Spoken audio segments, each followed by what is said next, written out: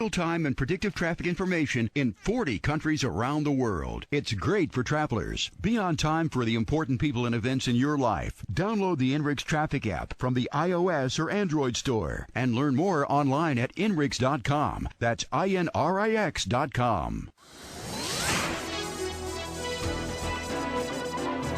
The WBEN First Alert forecast calls for another mild day today with a mixture of clouds and sunshine. Get to a high of 54 near the lake, 59 well inland. Mainly cloudy tonight, low down to 36. Tomorrow, mostly cloudy with a bit of rain in the afternoon. Get to a high of 52. Mostly cloudy and breezy on Monday with a bit of rain at times. Another mild day, though, with a high of 57. With the WBEN First Alert forecast, I'm meteorologist Steve Travis. The following is paid programming. It's time to talk taxes. New friends, new opportunities, new partners. EG Tax.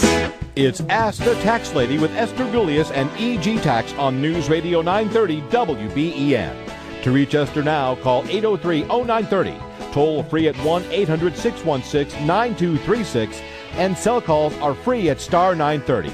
And now, live from the WBEN studios, it's Esther Gulius. Hey, everybody, this is the Tax Lady, and this is our time to talk taxes.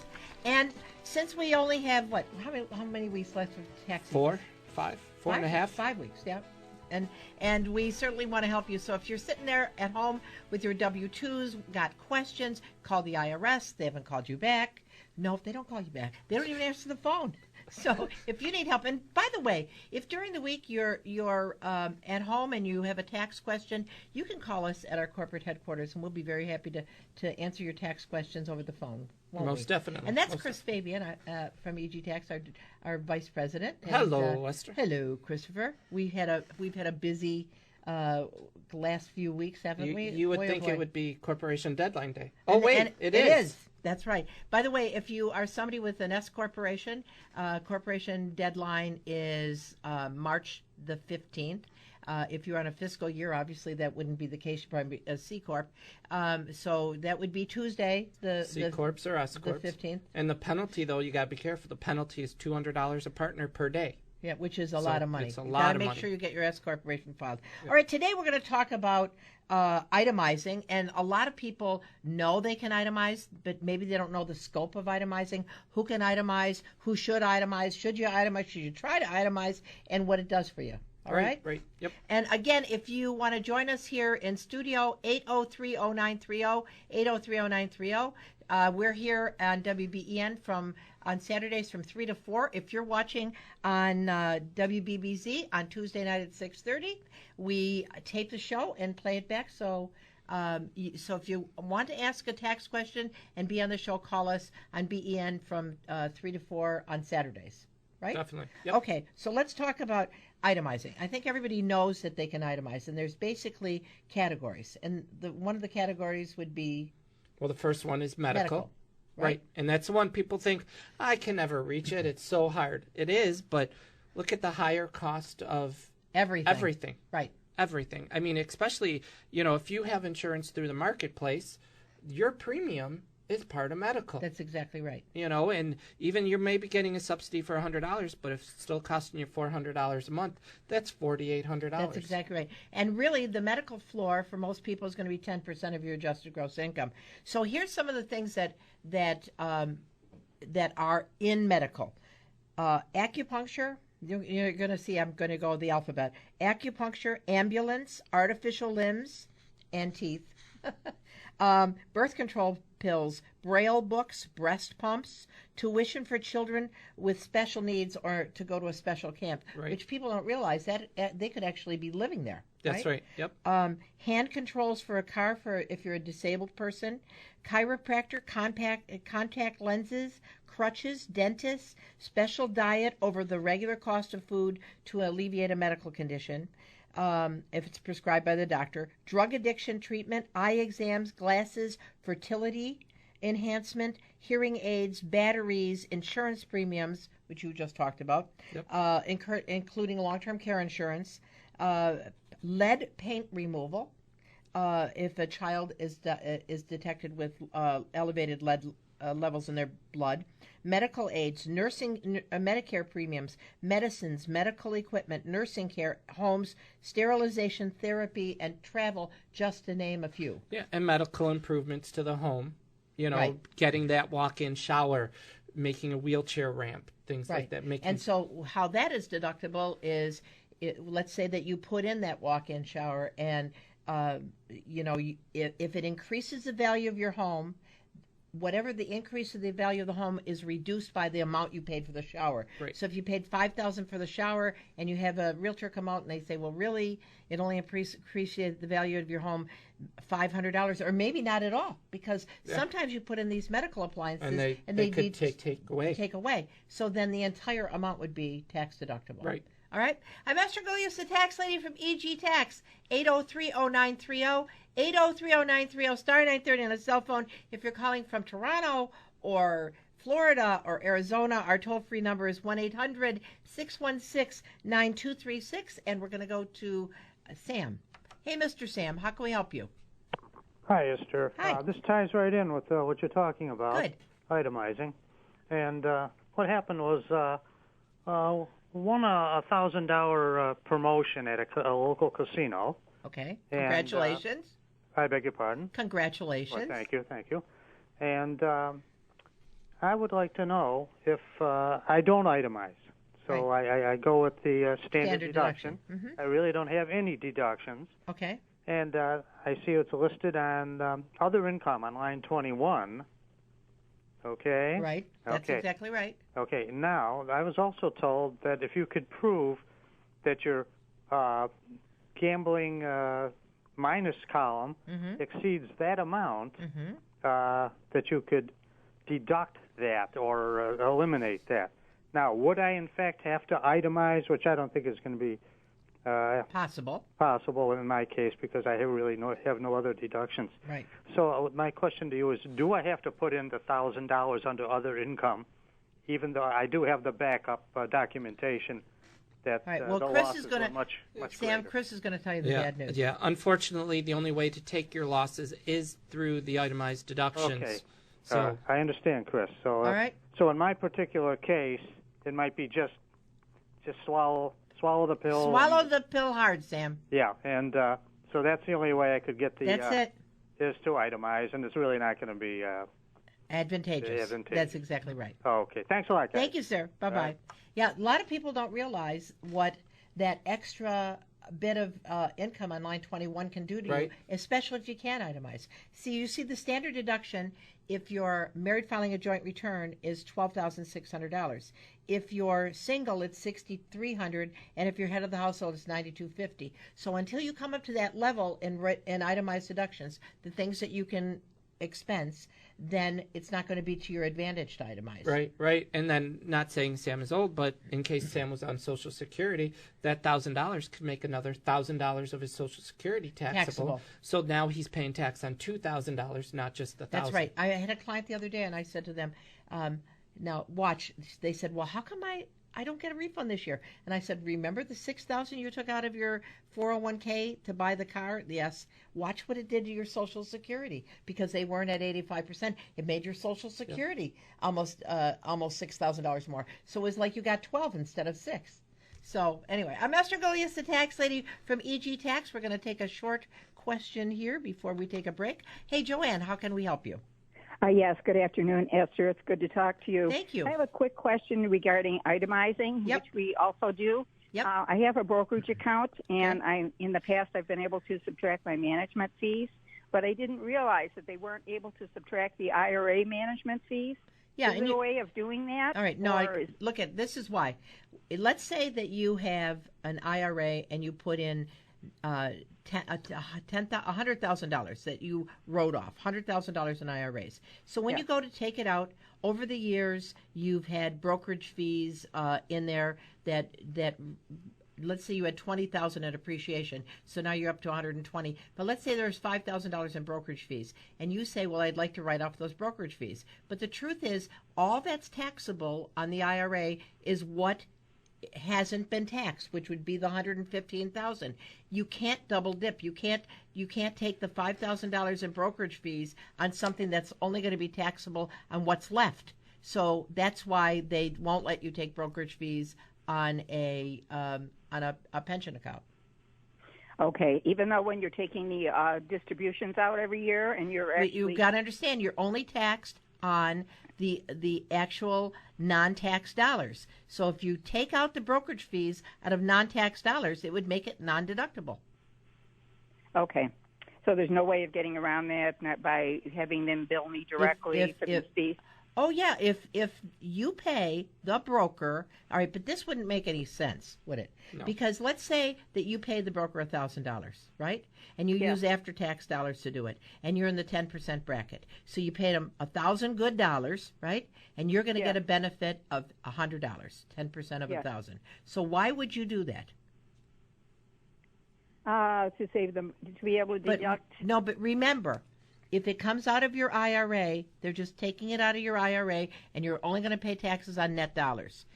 If you take after-tax dollars to pay the broker to make it deductible, then all you're going to get, and they're going to take that deduction and multiply it by your tax bracket. If you're in the 10% tax bracket, you only save $100. So you gave them $1,000 to save $100. I see. Okay. All right. Well, thank you very much. Thank you, dear. Okay.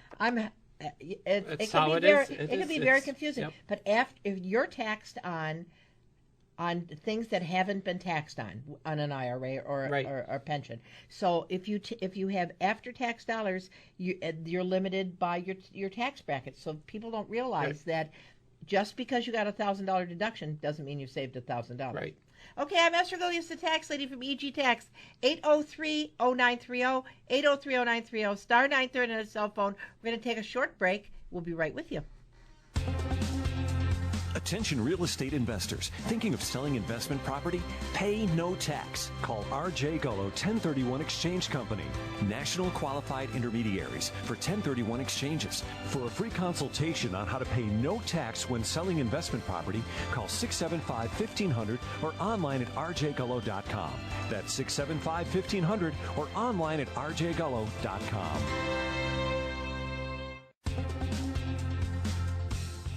Attention real estate investors. Looking for a management-free real estate investment providing guaranteed monthly cash flow? Call R.J. Gullo Net Realty, America's source for net leased investment properties. For more information, call 675-1500 or online at rjgullo.com. That's 675-1500 or go online at rjgullo.com.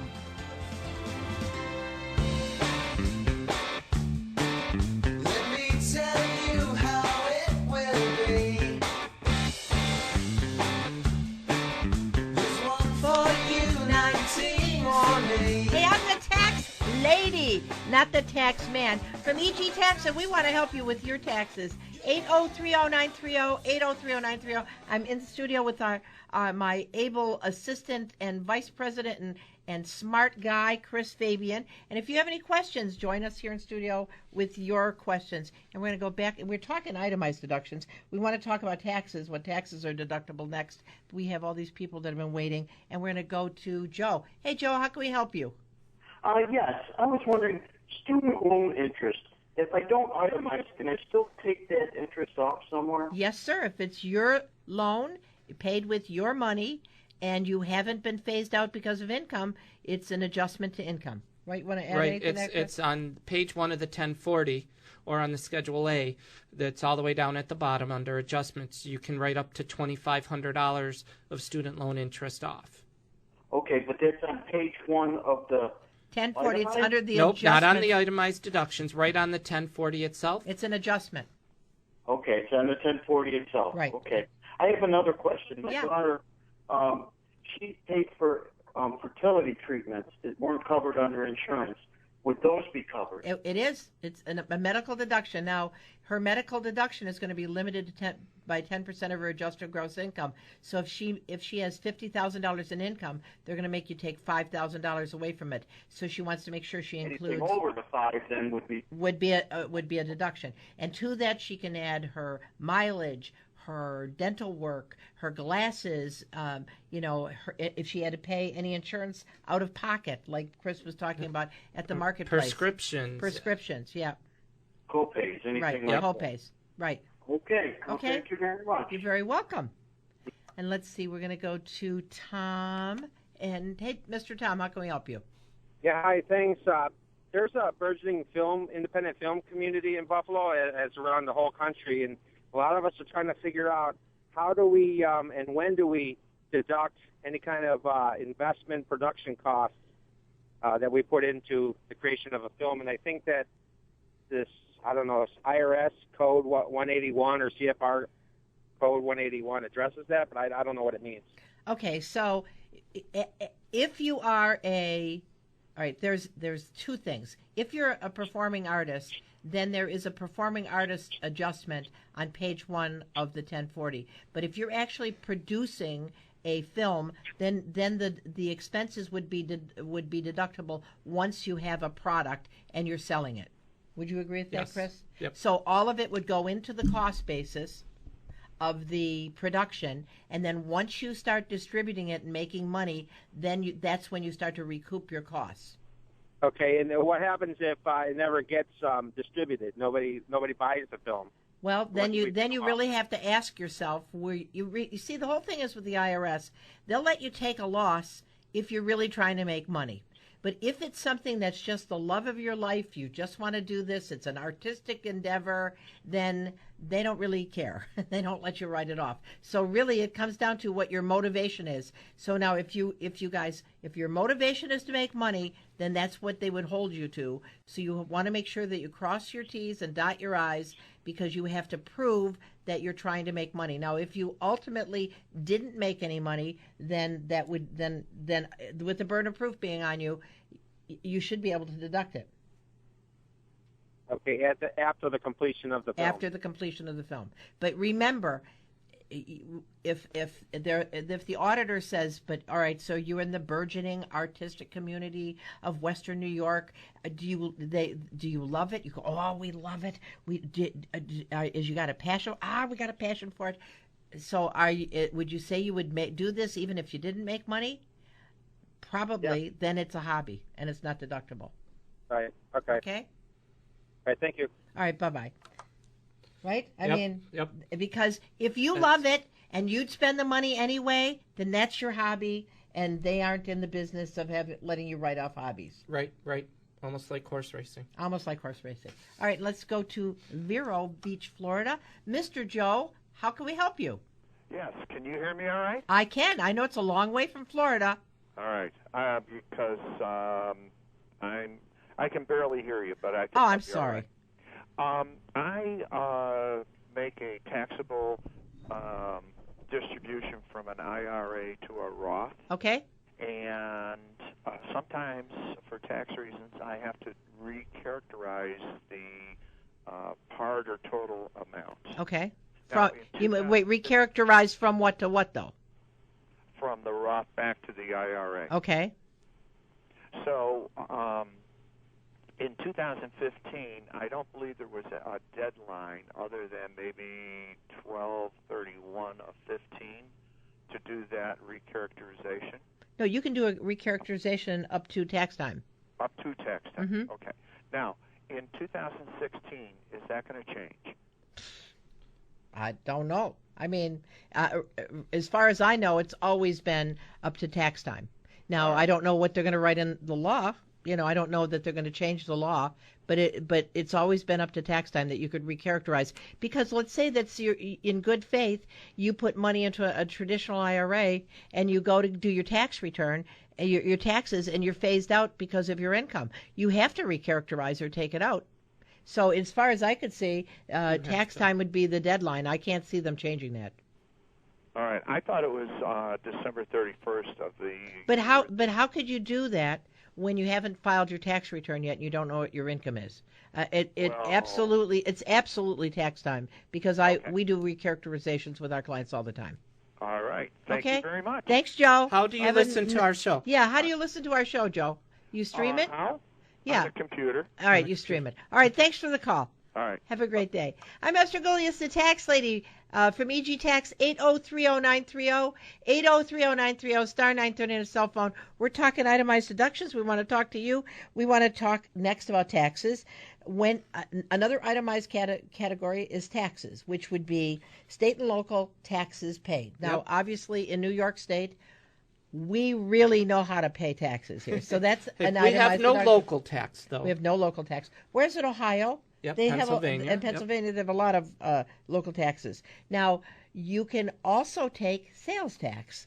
So if the sales taxes that you paid is more than your state taxes paid, then you can take the sales tax over the state taxes paid. Right. Because that's an itemized deduction. Now, the other problem is if you're a do-it-yourselfer and you go to the chart that the IRS puts out, that's a 4% chart. We are mostly an 8.75%, 8.75% in Erie County. And in Niagara County, it's 8%. So it means that the chart figure that they have in the book is wrong by 4 if you're in Niagara County and 4.75% if you're in New York State, in Erie County. So you want to make sure you double what the chart figure is. And to that, you can also add your new car or new motorcycle, the sales tax from boat, RV. Yep. Right? Definitely. So if your sales taxes are larger than your state taxes, then you would use that as the itemized deduction figure. And the other thing is, if you're a New York State retiree, you don't really pay New York State taxes, right? So that's for many of these people. So you would always use the sales tax. Correct. Right? Yes. Okay, other things that are deductible are your property taxes. Yeah. The school also. The school How and many county, times have you asked what's your property taxes and they give you the county only? And not the school. School taxes, property taxes, county taxes. And to that, if you just bought a house, you got to look on your HUD-1 form. That's right. Because you reimburse the seller property taxes, and the only places you find that is on that closing statement. And on if you have your property taxes escrowed on your mortgage and you sold your house, not only do you have to look at the HUD-1 to get the taxes when you bought a new house, but you have to look at the the closing statement to see about the taxes you were that they paid you back. Right. Because you got to make that adjustment. Yes, subtract that off. Yep. And then the other thing that's deductible under taxes, personal property taxes paid, right? Right. We happen to be not in a personal property Another tax. good thing about New York. That's right. Let's see. And the other thing would be if you paid foreign income taxes, right? You can either take it as a foreign tax credit or an itemized deduction. Right. And so if you're in a 38% bracket, you would probably do better taking it as an itemized deduction. Yes. If you didn't have AMT. But then that's another story. I'm Esther Golias, the tax lady from EG Tax. Give us a call, 803-0930, 803-0930, star 930 on a cell phone. And if you're calling from Toronto, Florida, Arizona, where else? Anywhere. Wherever. Georgia. Our toll-free number is 1-800-616-9236. And we're going to go back to the phones and talk to Mark. Hey, Mark, how can we help you? Hello, Esther. How are you today? I'm marvelous. How about you? Listen, my daughter, she had some stock and was forced to sell it because of a tax inversion this year. And it was quite a bit of capital gains, about $9,000. Well, I can tell you got a problem. How old is your daughter? She's 22. Oh, maybe you don't have a problem. Full-time college student? No. Okay. She's out of college. She's 24, excuse me. My other daughter's All right, 24. so she's on her own. Okay, good enough. All right. But she only made her adjusted gross income was only $16,000. Okay. Without the sale of stock? She saw on this in the 1040 instructions that she could fill out this form called the Qualified Dividends Capital Gains Tax Worksheet. Right, and that's what she should use. That's what she should. Her on line 27, the last line, it's $11. That's all it says. Right. That could be That's true. exactly right. Because she's in the 15% bracket or lower. And so for those people that are in the 15% bracket or lower, the capital gains long term would be 0%. So when you use the capital gains worksheet that you're talking about, which we keep telling people they should use, you may pay 0 for the sale of the stock. Okay, well, that would be very nice for her. Good. I think so, too. New York State will still But get New her. York State's still going to tax her. Yeah, that's fine, but at least she doesn't lose all this other money. That's exactly right. And does she have to do the Schedule D form also? That's what she has to do. She has to do a D and the computation worksheet. Yes. Okay, very good. All right, Mark? Thank you so much. Thank you, sir. Bye-bye. I'm Esther Gulius, the tax lady from EG Tax. If you need any questions answered whether it's during the show, during the week, you can even email us through our website at egtax.com, and I will answer your questions almost immediately, if not sooner. Yep. Oh, yep. Oh, and we've seen, letters now. If you're getting letters from the IRS, and we're going on a break, but they're now asking for copies of the 1095Bs and Cs, especially if you had 2 or 3 different providers. Right. So bring them in, and we can help you with that, too. We're going to take a short break. I'm Esther Gulius, the tax lady from EG Tax. See you on the other side.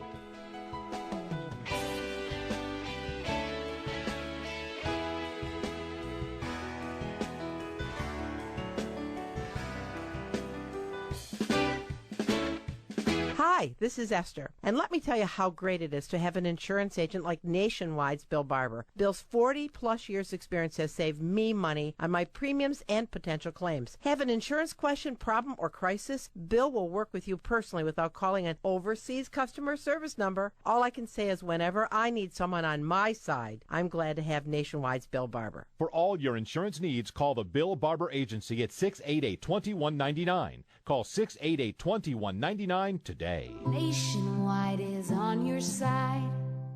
This is Attorney Dennis Kitchen. How is your credit score? If you can't keep up with monthly payments, that can hurt your credit score. This might be a good time to talk to an attorney about getting a fresh start. I've been helping people with their debts for 40 years, and I never charge for an initial consultation regarding debt problems. I'm Dennis Kitchen, and I'd like to help. For a free consultation regarding debts, call attorney Dennis Kitchen at 716-631-5661. CBS News updates. Blame for the events last night in Chicago placed by Donald Trump on professional organizers from the other side. Mostly, he says, from Democrat Bernie Sanders' campaign. Bernie was saying Mr. Trump should speak to his crowd. Mr. Trump, you know where they come from? Bernie's crowd. They're Bernie's crowd. Sanders today in Illinois. What the Trump campaign has been about is insulting Mexicans in a very crude way. It's been about insulting African Americans. Political analyst Larry Sabato says that Trump's response to attackers follows a pattern. He is inclined to double down when criticized, and that's what we're seeing again. Hillary Clinton calls the events last night in Chicago a product of Trump's ugly, divisive rhetoric, says encouraging violence and aggression's wrong and is dangerous. CBS News Update, I'm Gary Nunn. Hi, this is Esther, and let me tell you how great it is to have an insurance agent like Nationwide's Bill Barber. Bill's 40-plus years experience has saved me money on my premiums and potential claims. Have an insurance question, problem, or crisis? Bill will work with you personally without calling an overseas customer service number. All I can say is whenever I need someone on my side, I'm glad to have Nationwide's Bill Barber. For all your insurance needs, call the Bill Barber Agency at 688-2199. Call 688-2199 today. Nationwide is on your side.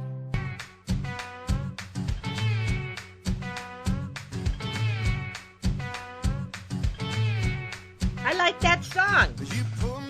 Hey, I'm Esther Gulius, the tax lady from EG Tax, and we're talking taxes. Imagine that. We're talking taxes, and I'm going to tell you the wolf is at the door because it's not that long until it's all over, but we want to help you. And during the week, you got questions, just give us a call at 632-7886. That would be at our corporate headquarters, or you can go to our website at egtax.com. And, of course, if you're watching us on WBBZ on Tuesdays at 6:30, it's because we tape the show that's done on Saturday on WBEN. All these call letters I got to remember, or maybe you're somebody listening in Florida, WGUF. We hope you would use our airport polling location as well. And we're talking taxes and itemized deductions, Chris, and we are going to go back to the phones and talk to Dave. Hey, Dave, how can we help you? Hi, Auntie Esther. Hey, how are you? I'm good. How about you? I can't complain. Yeah, wouldn't do any good anyhow. That's true. What can we help you with, sir? Well, I'll tell you what. I had all my information ready. I was going to sit down and do my taxes, like always. Pretty simple tax return. I do some investing within an IRA. Okay. And I bought and sold a limited partnership. Okay. And I get a surprise last week, and here comes a packet with a K1. Right. You can ignore it. Okay, because it's an IRA. Because it's in the IRA. Well, that's why I invested in an IRA. Thank you. Oh, you're welcome. I'm glad. I hope I made it easy.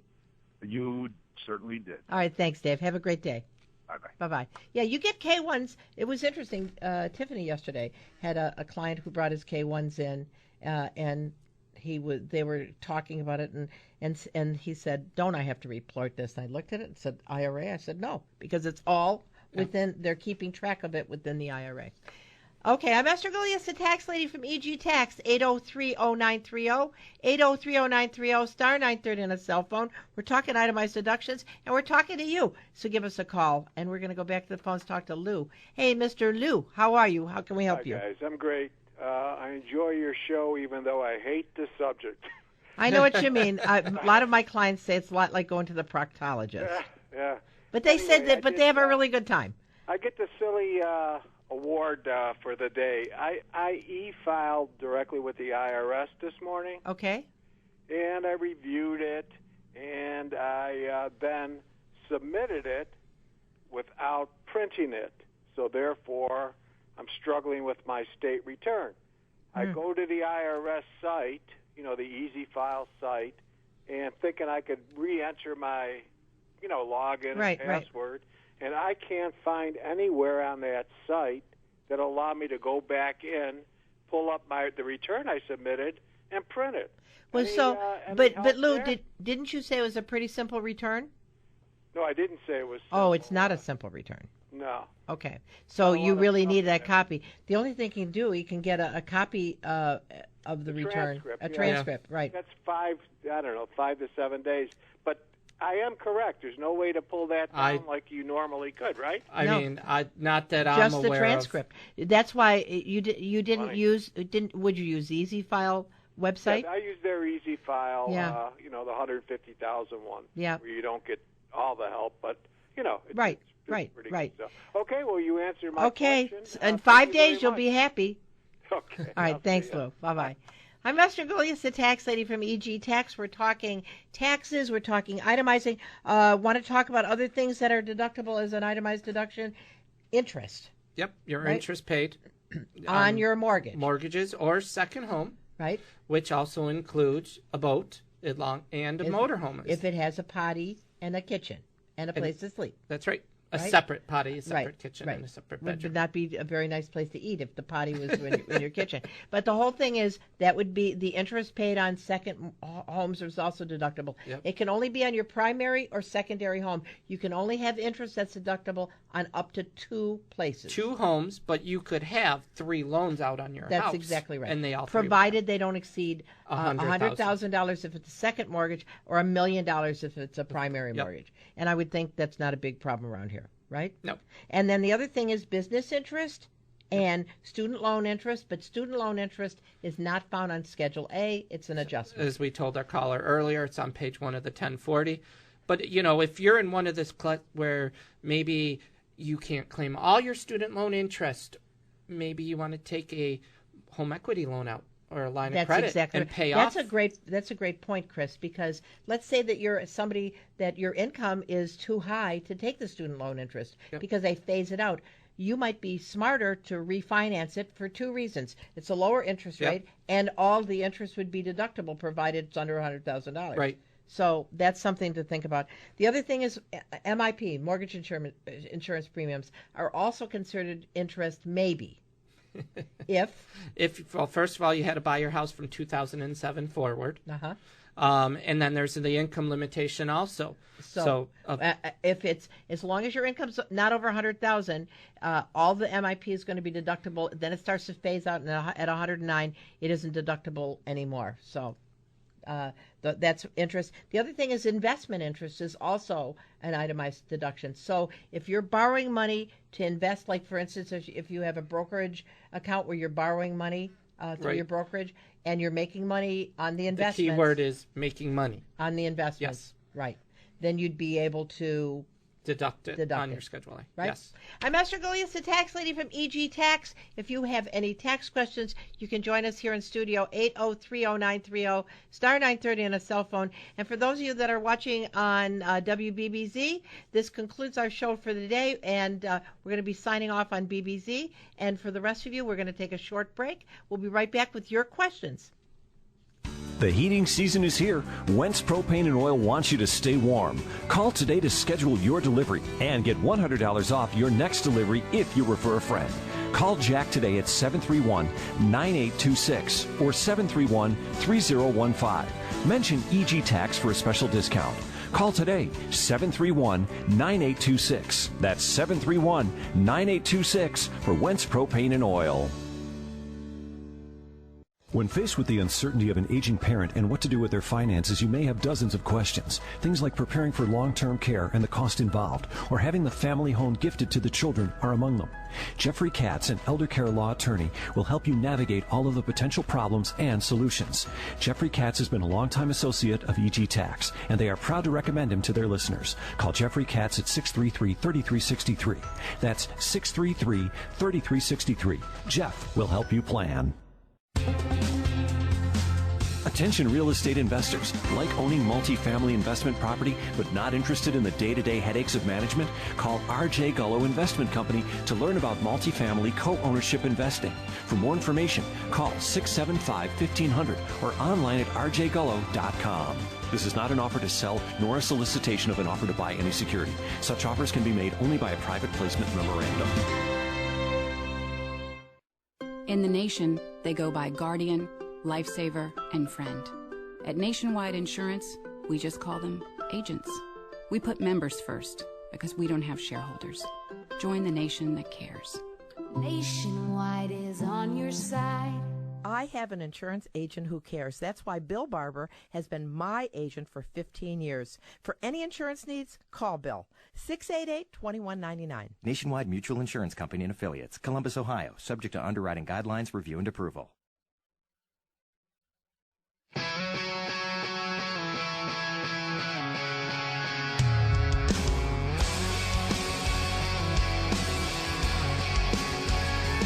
That's called end of the just before corporate deadline filing time. I'm Esther Galias, the tax lady from EG Tax.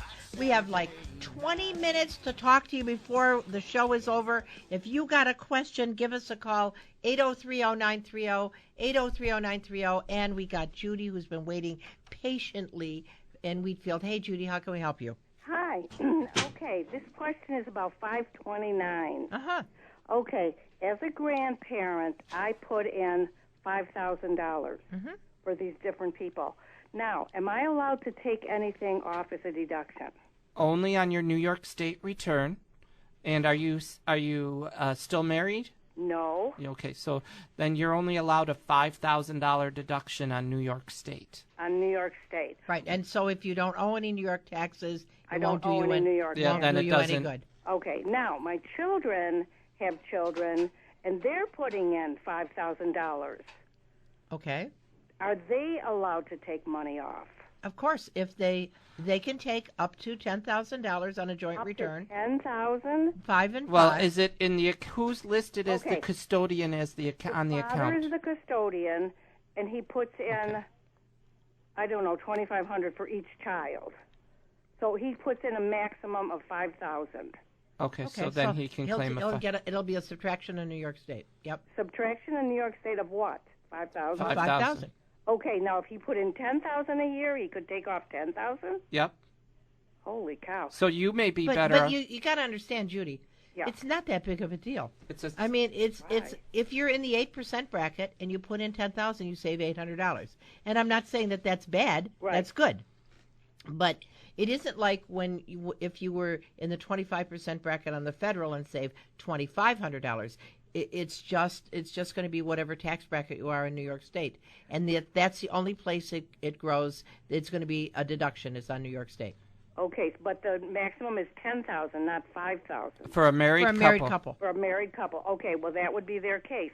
Now, if they put in like $7,800, it would deduct $7,800. Right. It's what you put in if you're filing a joint return. Okay. Up to $10,000. Okay. Thanks a lot. Thank you, That's dear. what I wanted to know. Thanks for waiting. Bye-bye. She would be better off giving her son a gift money. of $5,000 and let him put it in the kid's name. Right.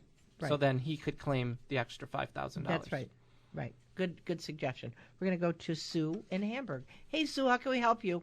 Oh, Esther, thank you for what you do. What a great service. Thank you. I'm calling regarding publication 523, Selling Your Home. Mm-hmm. My brothers and my sister have been in a life estate with my mom, who has the right to live there. She's still alive and in a nursing home, but we needed to sell the house.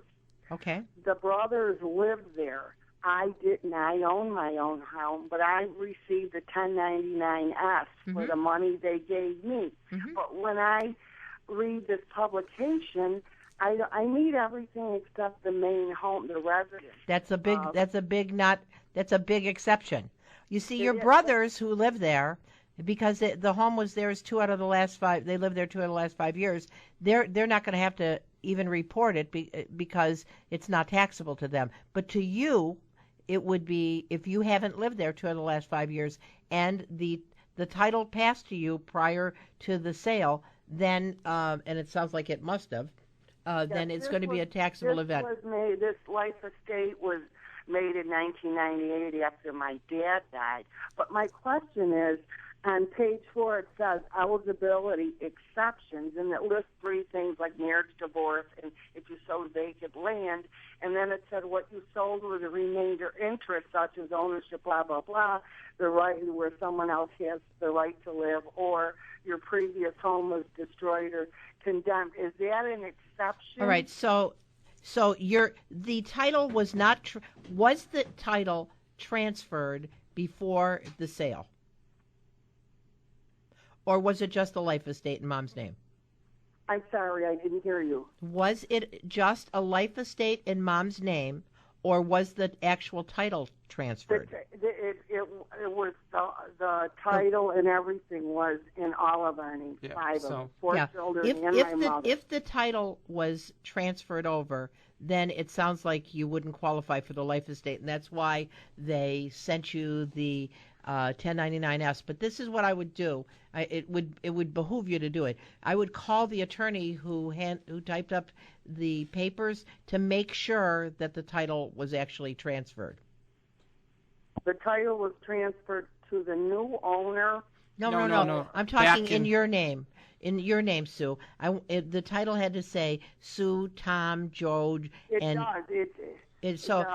you all had to sign when you closed. In your county court in 1998. All right, but okay. It was a quit deed claim. Okay, it was a quit claim deed. Okay, then what you have to do is you have to report it on your tax return using the Schedule D. Your portion is going to be, how many owners were there? Well, actually, there's 4 children and my mother. My mother got a very small amount. All right, so if it all transferred, and if it really wasn't a life estate, and I'm putting all these qualifiers in there because you really need to call the attorney to make sure, but if that's the case where it really was transferred to you with a quitclaim deed, not on a life estate, your name was really on the title. Oh, then it is because my sister had filed bankruptcy and didn't list it, and apparently the bankruptcy court was involved in this and took out her money before any of us got. I have the okay, but I can't see what you see, so I'm trying to help you out. So right. Well, the first thing I would do is call the attorney and make sure that it wasn't a life estate. When we closed, and he goes, "Oh, you won't have to pay anything. Just don't sell your house in 2 years." Okay. And I'm like, something's not right here. You need to call the attorney to make sure it wasn't in a life estate, really. But if it was, then you have to report it on a Schedule D, and you have to adjust your portion to whatever percentage of ownership that you had in it. And what I'd suggest you do, if you want, is call our office. We'll help you walk through it after you talk to your attorney. Okay, and then I still have to do gains or loss worksheet. Not if it was really in a life estate. So you better call your attorney.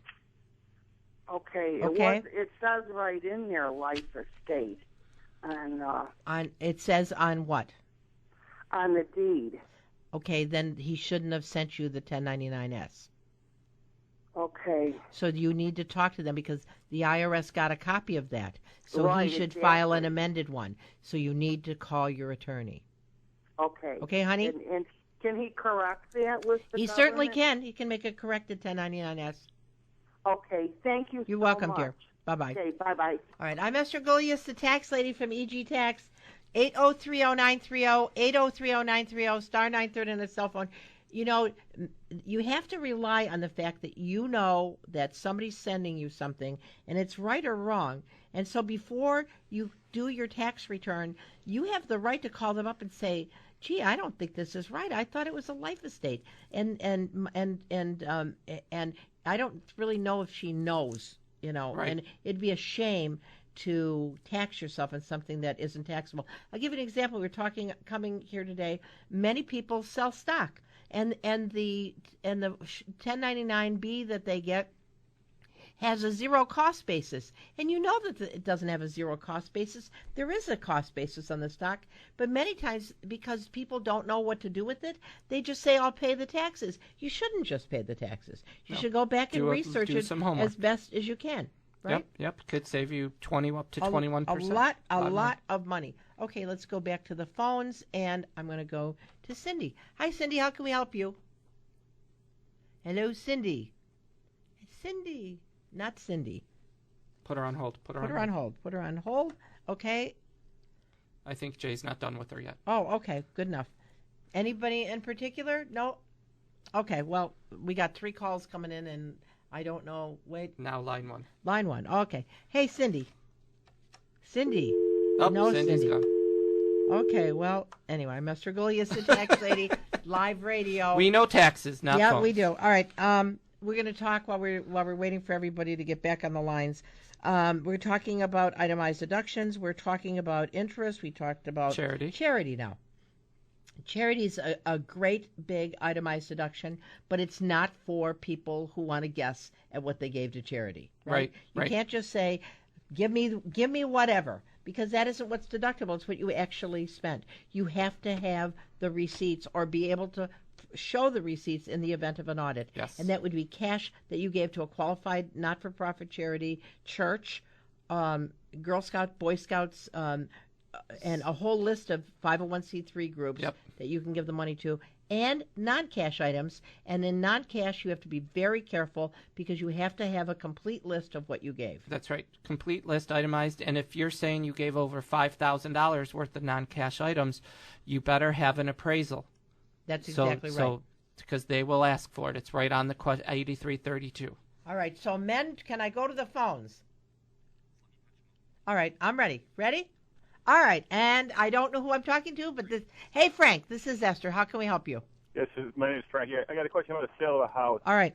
My wife owned the house. We had rental income for her parents. Okay. Okay. So now we sell the house. So we have a profit. Income. Is that going to be treated as income? Should we file? All right. So, all right. Let me. All right. Yeah, go ahead. All right. This was rental property that you own, correct? It was my wife owned it. It was her house before we were married. But you and your wife own it now together, yes, right? You're still correct, married, and you two together are selling house that was a rental house, correct? Yes, we sold it. All right. So then all the depreciation that was added, that was taken all the years, reduced the cost basis on the house. So let's say you paid $100,000 for the house, and the whole thing was rented out for 27 years. Then when you go to sell it, and let's say you sell it for $150,000, the IRS will say, how much depreciation did you take? $100,000 in depreciation, so your cost basis is zero. So when you take zero from $150,000, you have a $150,000 gain. Okay. So, sorry. All right. So and it's a $47.97 sale, so you have to do it on a $47.97. So it was in service at $32,000 in like 1987. All right. Okay? So and we depreciated it and sold it for $40,000. All right, so that means that easy math, it's a $40,000 gain. It's a $40,000 gain. About that, but you have to do. You have to. You can also add to the. You can reduce the $40,000 by the expensive sale as well. Right. And whatever other depreciation was still active. Right. That's what I was just going to say. The other question was, my wife doesn't work. I do work, and that was why I asked about filing jointly or filing separately. But she has no income. I have income. Besides the rental property. All right. Anytime you file jointly, you should see if filing separately wouldn't be better. So I'm not saying that wouldn't work for you. It may. All right, I understand. Okay, well, thank you very much. You're welcome. I mean, you never know. Yep, definitely. I don't know how all the figures are going to work out, but selling a rental home can be a very costly endeavor. And are you guys? Hey, John, I'm Esther Gulius. How can I help you? Yeah, you talked a little bit about a 1095B. I got Medicare, Blue Cross, and Blue Shield. I got this form. What do I do with it? John, you get to put it in your papers in case the IRS ever wants a copy of it, and you can send it in, but you don't mail it in with your tax return. The question I have, it's only have my one name on it. It's myself, and I have a self plus one plan, my spouse, and there's no indication of her being covered on it, even though would she be on Medicare? Medicare and Blue Cross and Blue Shield, right? Don't worry about it. If it's her primary is the Medicare, which it probably is, then there's nothing to worry about. You don't have to worry about it. All right, and then I just check off block on that line 61. Yep, that you have health insurance. That's right. Okay, thank you. You're welcome, sir. Bye-bye. All right, we're going to go back to the phones. And we're going to talk to Cindy. Hey, Cindy, this is Esther. How can I help you? Tried to get you before.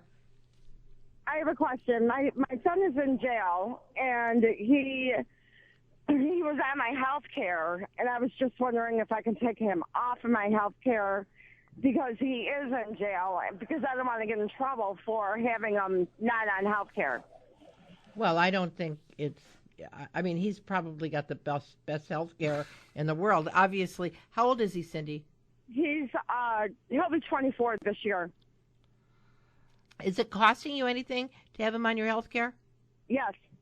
It is. Mm-hmm. I guess, I mean, up to 26, they're supposed to be covered under the parents. Well, they can be covered under their parents if they don't but have another this plan. Situation, but he may have another plan through being in. How long is he going to be incarcerated for?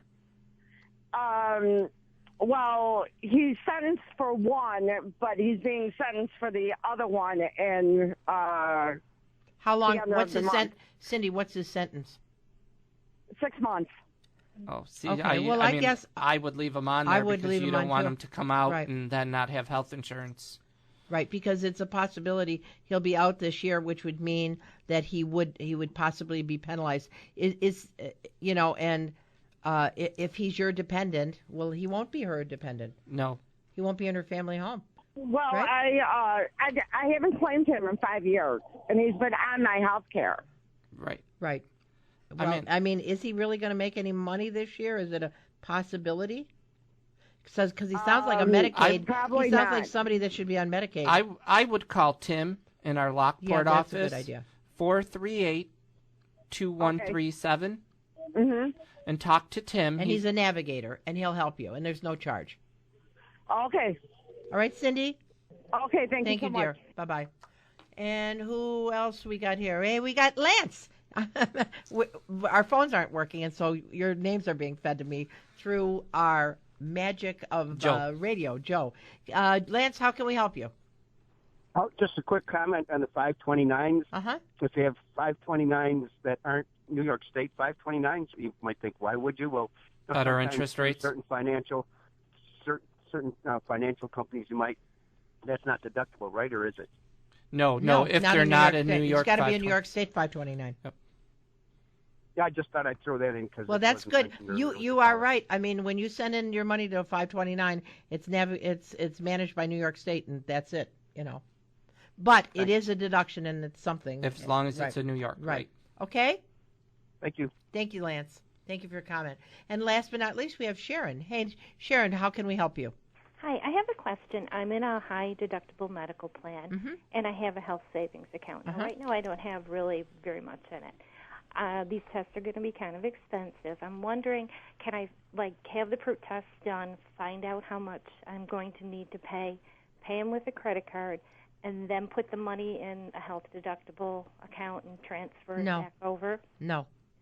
Okay. No. In other words, you're saying you want to pay your MasterCard with the HSA, right? Well, no, I want to put the wants cash to pay in the medical bills HSA. with the credit card and then get reimbursed when the what money's in the HSA. That's what I'm going to use cash in the HSA. Right. But I'm wondering, But do I she have to have that wants to pay cash off her- in the HSA before I actually have the procedure The done? money from the HSA has to be reimbursed. You have to show the medical bill itself, an unpaid medical bill, so your bills would already be paid. Right. Okay, so I have to show as unpaid, so I have to put that money in before the Right, but just a suggestion, why don't you ask how much the procedures are going to be? You know, get an idea from the healthcare provider now, so that you don't because not everybody has all that extra money to sock into their HSA, and this way you can at least put most of it in. Right, and I think they're going to be what my high deductible is, so it'll probably, Yep. Nothing of it will be paid. Okay, well, thanks for your call, Sharon. I'm Esther Julius, the tax lady. If you need the best tax help for the most reasonable fees, we hope you would consider using EG Tax. Until next week, if you need us, we're at egtax.com. I'm Esther Julius. Have a great week. Bye-bye.